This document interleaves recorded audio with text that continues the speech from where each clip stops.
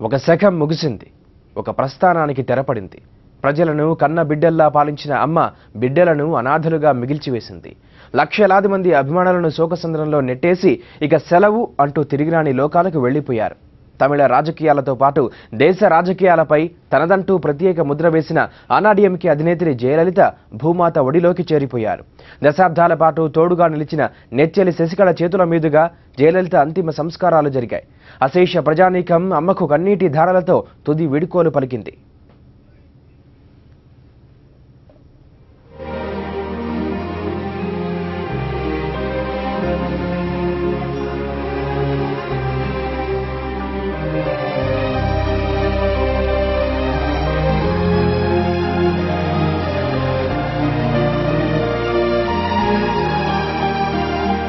కోట్లాది ప్రజలను కన్న బిడ్డల్లా పాలించిన అమ్మ అంతులేని విషాదాన్ని మిగిల్చి తిరిగిరాని లోకాలకు వెళ్లిపోయింది.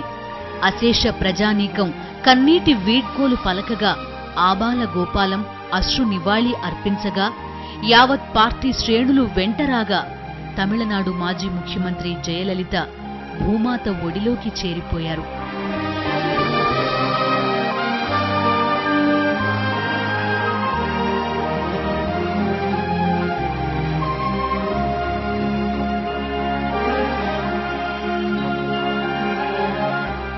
చెన్నైలోని మెరీనా బీచ్లో పూర్తి అధికార లాంఛనాలతో జయలలిత అంత్యక్రియలు జరిగాయి.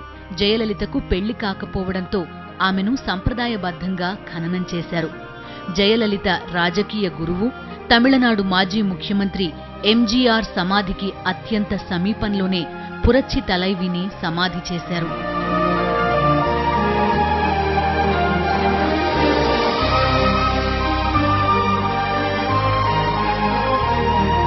కేంద్ర ప్రభుత్వం పూర్తి అధికారిక లాంఛనాలతో జయలలిత పార్థివ దేహానికి అంత్యక్రియలు నిర్వహించింది.